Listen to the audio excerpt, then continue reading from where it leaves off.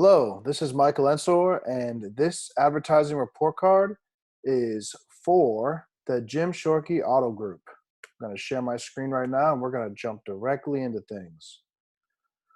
So as you can see here, we have a few different campaigns running. Looks like in the previous 30 days, a few things have happened on these accounts. Multiple campaigns have been paused. Looks like we have a total of 7 search campaigns running. The 8th one paused, and then we also have some display, some Gmail, and some YouTube campaigns that look like they're paused as well. They had some decent performance. We have 229 conversions tracked on display. That's actually more in the past 30 days than any other campaign running. So there's a few things that come to mind immediately when I see that is, first of all, what are these conversions tracking? Why did we pause the campaign when it was performing? And the campaigns that are still running, what type of production are they getting? So that's the main thing that we're going to take a deeper look at now, is just better understanding what the performance is of this campaign from a top head level. So what we have right now is we have 6 campaigns running total, and we have some different campaigns outperforming each other. And the main thing that we want to take a look at is, why are these campaigns outperforming each other? Is it because the Ram's more popular than the Jeep, or vice versa? And then also we have to take a look at what we're doing as far as the Jeep versus other Jeep brands, and if we're crossing any streams there and seeing what we can do to separate those. And just having a better idea of how we're spending the budget on these accounts. As we can see here, the top performer is Ram. So that's a major thing to pay attention to. But then there's also a few deeply underperforming campaigns in comparison. For instance, this Jim Shorkey North Hills campaign has spent about a fifth as much as the Ram, but has produced no leads, where a fifth of the leads from the Ram campaign would be around 20. We have 0. So again, a few things that we're going to really want to take a look at here and just get a better idea of why these items are paused. So with that being said, the main things that we're going to want to look at for each campaign structure is figuring out how the ad groups are structured, and then how the keywords are structured, to figure out, are there things that we're missing on those different levels. So let's dive in immediately to the performer. Reason being is that it's going to have the best metrics for us to look at performance-wise and kind of set the tone for the rest of the accounts. So we're going to pop into RAM and take a look at the ad groups. As you can see here, they are model specific. The one thing that is interesting about these is that it's all, from what it looks like, one specific model, the Ram 1500. It doesn't discuss any other Ram truck models. So the first thing I'm going to want to do is just get a better idea of what ad groups are spending budget and what ad groups aren't, which ones are performing, and then have a better idea why that is happening as well. The first thing I'm looking at here is the dynamic ad group. Compared to all the other ad groups in the past 30 days, it's only spent $18. Reason being is that, the dynamic ad group sometimes can have specific keywords to what the availability is. But what's interesting about this specific ad group, as far as the dynamic goes, is it hasn't had any budget to spend. So dynamic can work very effectively. I'm not 100% sure how this feed is set up for this specific ad group, but if it was built to perform from the beginning, the main thing I would say is that the dynamic ad groups might need to be broken out into their own campaigns, allocated their own budget, so that they're able to show more and figure out, hey, is this working? Is it not? And how is it working? Because as of right now, you're not going to get a read on any of the dynamic strategy, because it's all being absorbed by all of the click budget going towards these other ad groups. So now let's take a look at the highest spender and see what the keywords we have here are structure-wise. So the first thing that jumps out at me is this broad match modified structure. I've seen it before. It's not recommended by Google and their best practices. It's kind of just a thing that you can do.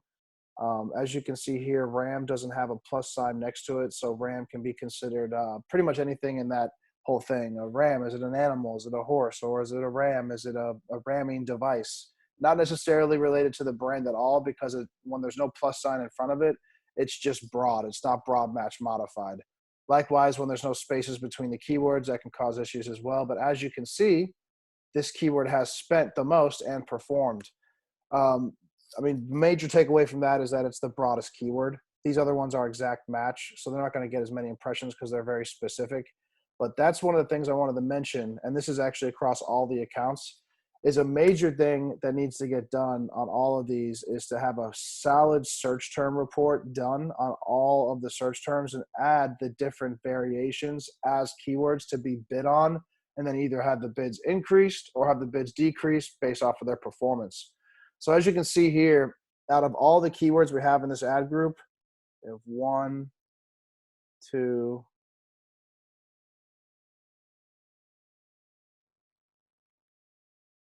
so out of everything that someone has actually searched to show an ad in this ad group, and as you can see here, Rams by themselves, that could mean a lot of things. You don't have any of these keywords actually in the ad groups. So this is a really important thing, is that you want to have as many direct or very close to each other searches. Just having broad keywords will help you drive traffic initially, and you'll convert too in instances as well. But what you can see here immediately on this is that since we have some broad keywords underneath the Ram 1500 brand group, we're showing up #1 in this ad group for Jim Shorkey North Hills. This is what you would consider a brand plus regional keyword. It's not related to a model of a car. It's not related really to a vehicle in general, other than the fact that Jim Shorkey is an auto dealership. So the major takeaway that I see from this is that in this campaign, the #1 ad spender is actually using a broad keyword underneath its model specific brands. So I would definitely be looking to isolate the brand specific keywords in a brand campaign by itself, and then negate the brand keyword from the other model campaigns. That way your branded traffic is going to your branded keywords and your branded ad copy, but then people looking for Ram are getting Ram specific ad copy, not just general ad copy as well. Another thing I wanted to point out is we have some competitors falling into this list. Another thing I didn't see is a competitor campaign. Not everybody wants to run competitor campaigns because grabbing traffic from your competitors might mean that it was a misdial. They actually meant to speak to your competitor. They're not just looking for a car in general. But that's another thing too, is that if you're not running a competitor campaign, we should still continue to block competitors from the other keywords, because this is an incidental click if you really take a step back and think, well, why'd someone search in Three Rivers Jeep? For automotive specifically, highly recommend the competitive keyword. It's a very competitive market. Some people go multiple lots in order to find their vehicle. And if you can get in front of someone between their shopping experience, the chances of you winning them are go from 0 to great. So competitor campaigns for sure. And the way that that would work is taking all these competitors, like for instance, Three Rivers Jeeps, building its own competitor campaign, and then having ad groups for the competitors. So we can figure out, do we want to put more budget towards this competitor or that competitor? So as we continue to move down, you can see that we have some more specific competitor searches, and we also have some regional searches. I did see we have geoterm as a ad group as well underneath this campaign. So what we're going to do is we're going to switch over to geoterms. We're going to hit keywords for search keywords. And we're going to take a look and see what we're going after.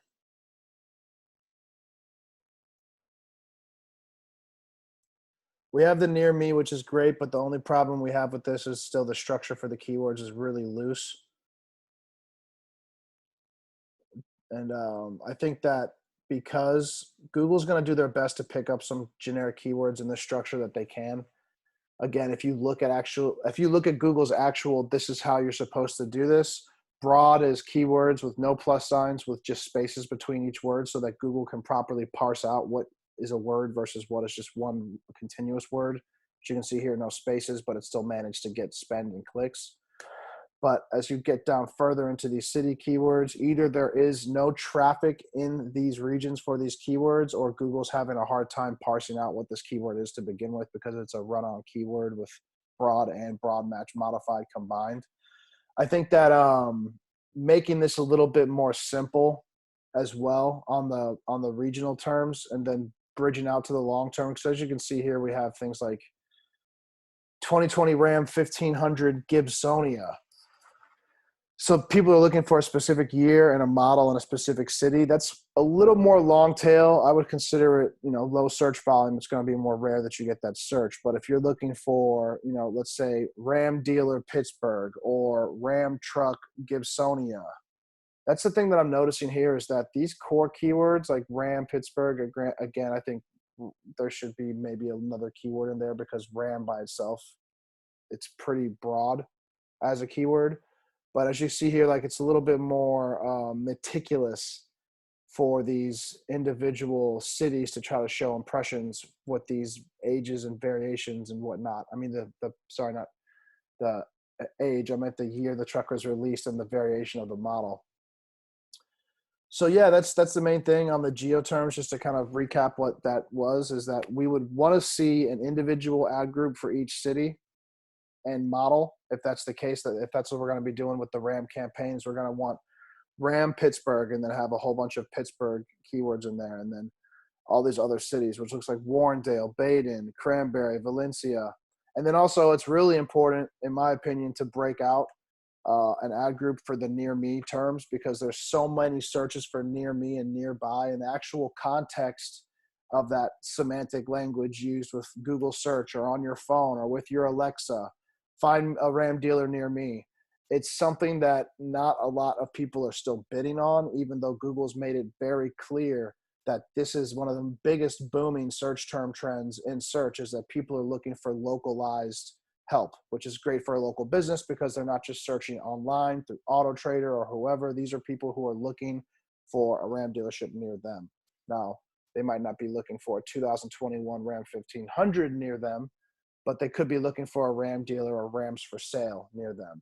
So that's why it's really important to have the different types of local regions in there so that we can take a look at and see what's going to be performing the best as well. 1 second. Let's move on to the next part.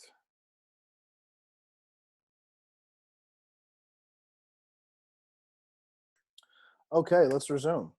So now we're going to hop back in and we're going to take a look at another thing that I found that I wanted to kind of bring to the attention. Is I had noticed that there were some ad groups with the same keyword in the different ad groups. And the reason why that's important is because you don't want to bid multiple times on the same keyword. That's something that can definitely get you in trouble. Let me back out to the campaign so I can show how I got into the individual area.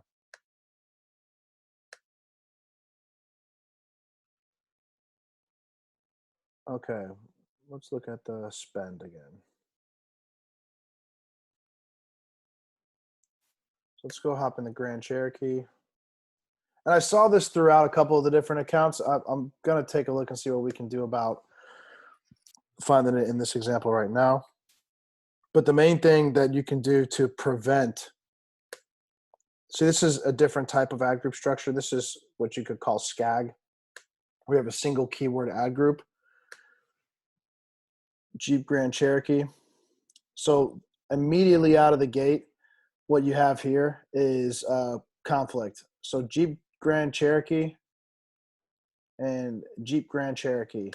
So what's going to happen is these keywords are going to bid on each other and actually increase the price of the auction when you have multiple keywords in your ad groups. Also, which ad group was this search intended to be at? One of the things I try to tell people that they can do is create, if they really have no idea what the keyword structure is going to be and they're launching a brand new campaign, they just have no idea what the keywords are going to be with very little research and they just want to learn how to get started. I'd say you can create a broad match modified version of this. And then as search terms come in, which I'm going to click on the search term report right now, you can take what people searched and start breaking out additional ad groups for things that are more verified or more important. Likewise, taking out some of these items, Jeep Grand Cherokee third row. Looks like somebody's trying to buy a seat aftermarket possibly. Altitude, how high up a Grand Cherokee can go in the mountains maybe. Maybe it's a new model. I'm not a huge Jeep driver, but just trying to come out with my own ideas of how this is supposed to work. Blacked out Jeep Grand Cherokee. Chances are, based off of it saying blacked out, someone's looking for an image, more so looking to buy one. Otherwise, they might include the word buy or find or near me. So as you can see here, there's also a lot of opportunity for us to negate a lot of keywords, which is something that we hadn't talked about yet, is the actual negative keywords on these campaigns. You're really going to want to take a look and see what is intent-based searching, and then what are people who are just looking for things that are just, general or random, or Maybe the automobile dealership doesn't sell the Destroyer gray Jeep Grand Cherokee or the Destroyer model at all. They don't sell diesel at all. Or maybe people are looking for, a replacement key because they lost their key, or they need something else that the dealership is not trying to spend money on. You don't want to spend any money on things that aren't going to sell you cars. Or at the end of the day, you put advertising budget out to get money back in, to be net profit positive, not just break even, and definitely not to take a loss. All of these searches cost money. As you can see here, this column that says cost, all of these, let me move this real fast. All of these searches cost money. And that's the main thing too that you want to look at is there's conflicting keywords between ad groups that need to get resolved, and the resolution is easy. It's just breaking out the ad groups more specifically and negating different keywords across the different ad groups, but then also going through the search term reports and really start to stack up that negative keyword list. I always like to make sure to run that by various people who are boots on the ground at a dealership or who know a lot about the inventory against what people's interests are. Because some people are like, oh, yeah, this guy's looking for a Jeep with a sunroof. Let's bring him in. But what if there's other people looking with more intent? Maybe that he's not looking for a car. Maybe that person's just doing a general search. Another thing, too, is gas mileage. People who are just looking like top-level searches, they don't really know what they want. The people down here, the lower level, is really what you want to go after, in my experience in automotive, because there's a lot of research that goes into buying a car. But when you can get people in that section where they know what they want, and then you can get right in front of them and say, hey, I have what you want, we'll make it easy. That's an easy conversion. So another thing too, to kind of search, we have 8 conversions tracked in this. I just wanted to sort by conversions just to give another idea to circle back to the search term report that I was just discussing, is, breaking out all the different search terms that actually created conversions. So as you can see here are some of the searches. The one that seems a little possibly flaky but could be worth it is the Jeep Grand Cherokee colors. Those are the types of searches where it's like, are they looking for what options are out there? Or are they looking for the option for them to pick? Clearly, this person had more driven intent. And then as you can see here, it looks like a lot of these other ones are people looking specifically for model searches and converting. The people who are looking for the looser model stuff, or people looking for some of these other variations, didn't seem to convert as well. But that's something else to take into consideration, is when you have a Grand Cherokee ad group, breaking it out to be more specific is going to be a lot more beneficial to figure out how to get a higher click-through rate, and then which in turn will bring you more traffic and hopefully more conversions. Seems that we have an ad group down here that's going to be more what we have been discussing, that's model specific.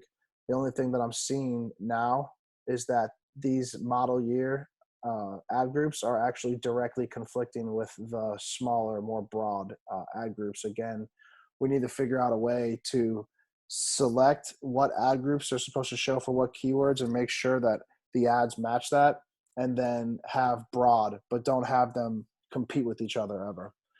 One thing I also want to mention on this is the 2020 versus 2021. Each year for each model should have its own ad group if you're going to be doing specifics like that. There's a lot of ways to search for the 2020 Grand Cherokee, like new 2020 Grand Cherokee, used, or a specific color, or a specific model type, or a specific trait, or a specific level of the package that you can sell with the car, or if it's a lease. I know that there's a lease category here, but as you can see here, this is specific to an extent, but there's no years. So we're advertising, essentially what I'm seeing out of this is that we're working in the right direction. It's almost like this account could have gotten there, but since it's kind of lumped together, it's not separated enough to really tackle the individual ad groups and what makes them perform. But what I would like to see in this specific, if we had a Grand Cherokee, you're going to want a year Grand Cherokee new, year Grand Cherokee used, years Grand Cherokee lease. That way, when somebody searches for the year in the Grand Cherokee and the lease, the ad copy we can make specific to that type of a search term, and then send them to the more specific spot on the landing page versus, as an example, the home page, because this is a Grand Cherokee lease. Maybe we have a lease page for that specific model. It just makes the buyer journey a little bit more specific and direct. All right, last but not least, a few of the other things I wanted to get into. I wanted to complement the ads. I do see some good ad structure, some good copy in the ads. We have promos in the ads. That's really good as well. We have responsive search ads running in campaigns. They seem to be the majority of the ones getting clicks, which is good. Hopefully, these dynamic search assets will become a little bit more detailed with data as they start to come in. As you can see here, we only get to see what the impressions are from each variation. We don't get to see what headline created conversions, which is another reason why I always recommend running 5 to 6 static ads of all the stuff you want to test and have the dynamic ad in there. Google recommends it now. My biggest issue as someone who has to manage these things is impressions don't tell me what headline is working. Impressions only tell me what headlines were served by Google. You can glean some information from that, like as you can see here, the combinations. But it's not going to give you real performance data. So that's the danger of responsive search ads versus just static ads in general. But to kind of give the shout out again to the ad copy, some of this is pretty decent. You know, you got your specials in there, you got your dates in there. Things are looking pretty specific. For auto ads, they're not overly generic. They have some pretty good promos in here. They have deadlines and everything. Looks pretty detail oriented, which is good. One thing I wanted to explore on the extensions, and this is really important too, to understand why some things can spend and some things can't. First of all, as you can see here down the structured snippet, this is actually being limited by Google because of trademarks. In automotive, it's important to see if you can get your account white labeled or approved by the manufacturers, the guys who are going to allow you to use their keywords in your ads. As you can see here too, out of all the extensions, this has the least. Reason being, again, is that it's limited. So making sure that we can get this account white labeled so that they don't have to have limited for trademarks anymore would be important.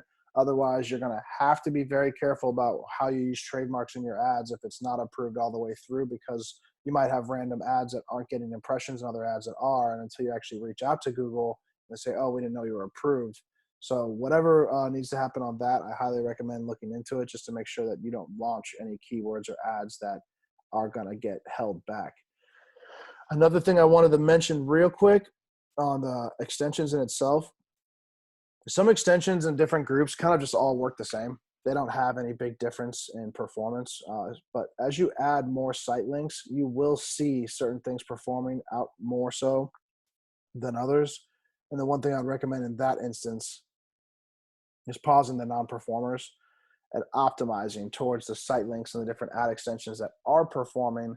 Reason being is that if you have new promos or new things that you want to push, cycling those in against the performing ad extensions and then figuring out which ones are working and then pausing the ones that aren't, again, very beneficial. As you can see here, this site link extension has double the performance of 2 and almost 2 others ones. There's only 2 actually in this campaign that are real performers. If you couldn't come up with any other site link extensions and there is no way for you to run any additional piece of promo there, I would literally just eliminate these 4 and let these 2 ride, because they're going to do double the production. Likewise, if there's something with a little bit more push to this, I know used vehicle specials is a promo, but maybe having something a little bit more specific that could get them a little bit more of a push would be more beneficial as well. And you can see that actually across the different campaigns, the different promos that they're running and what has converted versus what hasn't.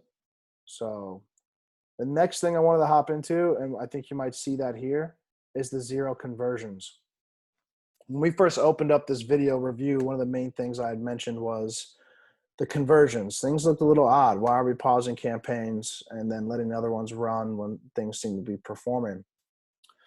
So what we're looking at here is the actual conversion dashboard where you set up all your conversions in Google Ads. And what you can see is we have a website sale opportunity that's unverified, so we'll never know if we made any conversions through that. There's a view through window of 30 days standard. So if someone interacts with your website within that 30 days, if they do anything else, it can be attributed to whatever made them interact the first time. So if they clicked your ad 30 days ago and they made a purchase 30 days later, we could effectively track that. But since this isn't set up, we can't. The next thing is the phone number click. We don't have set up either. The ones that do have conversions, though, I want to kind of get this out of the way real fast, is the calls from ads does seem to be working. This is, from what it appears like, at the most core conversion, which is an actual person saying, hey, look, this is what I want to do. I want to talk to someone. I want to work with somebody at this location. I'm going to call them directly from the ad. And then also calls from the website. These are core leads. These are leads that information was captured, whether through the call recording, but they were actually triggered. The only other thing that I can think of that could be an issue for this is that, pardon, 1 second, is that it looks to me that we're sending people to the website, and if they get to the vehicle detail page, the VDP, we're counting that as a conversion on this, and that is a concern because you're not getting anybody's name, email, or phone number. You're not getting a lead. You're just getting someone to the website, and then we're counting that as a conversion. So while that's interesting, it does leave a little bit of room to figure out, okay, well, how do we know from the people who visited these pages who actually converted? And that's the big thing, is that we don't know. So we don't actually have a real conversion read on anybody submitting form submissions for test drive, for service, for any of the items that people could. I'm sorry, I swear I'm not sick. No corona. I swear that when I talk about everything too much, sometimes I need to have some water. But what I was speaking of on the conversion tracking specifically is that there's a lot of items on this website that we could track. Now, what's the most important is tracking leads. We want to figure out where we're getting leads from. So as you can see here, going forward, there's a website messenger right here on the bottom right. We could track outbounds on these buttons, probably not as important as things like contact. 1 second as it loads. This form submission, as an example, we are not tracking in Google Ads right now. If we were, we might be able to get some of those form submissions. Absolutely. Another thing too is that these 3 buttons up here, it's sorry, it's taking a little bit to load. So let's click the big red button up top, schedule service. As you can see here, it ejects us to a third party company. So we're not gonna be able to track that anymore. But what we could track is when people click this red button, that action that occurs. All right. Another thing too, big thing is going to the finance section. And if there's multiple forms for the finance part, as you can see here, step 1, step 2, step 3, we can track all of that, but just tracking the first step of people initiating this process is a conversion essentially from the advertiser's perspective, because you have a name, an email, a phone number, and the extra details of the type of car that they're into. So even if they fell off a step 2, that's someone you can call back and convert. So making sure that we're tracking forms on the website is going to be very important. Another recommendation I would do on this probably is pull up a heat map on the phone. I feel like a lot of people do a lot of phone calling. I know people like to shop cars as well, but I didn't think that the phone volume was extremely high in comparison to all the different traffic we got to the site and the amount of clicks that we got. It seems to be, let me see here.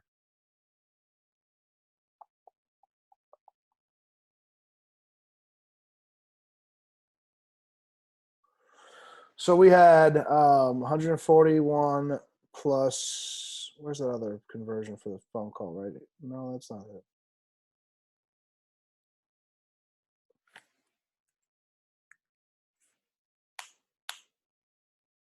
$21. So 162. Well, there was a repeat rate. That's actually one thing I wanted to highlight, is that you only want to track conversions once. If you have the repeat rate, it kind of inflates the numbers. So that's one thing that you're going to want to get away from. It looks like 1.5 at the time these were repeated. So this number, all conversions, is actually much less as far as what the new leads were. So let's go back in here and look at all the clicks now.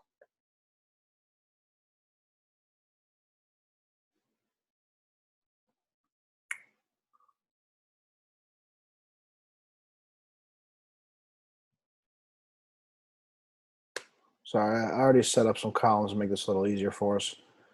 All right, clicks wise, here we go.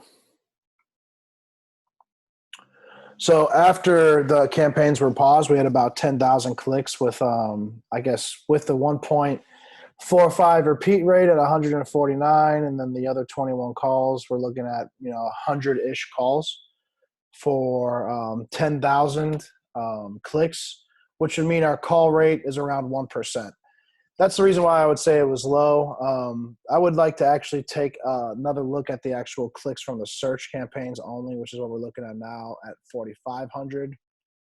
So that would bring our click rate to above 2%, but I mean the phone rate above 2% as far as the phone calls against the click ratio goes. So we're having a lot of, in a nutshell, we're having a lot of traffic, but not a lot of phone calls. Since we're not tracking form submissions, I can't add the phone call conversions to the forms to find out what our true conversion rate is.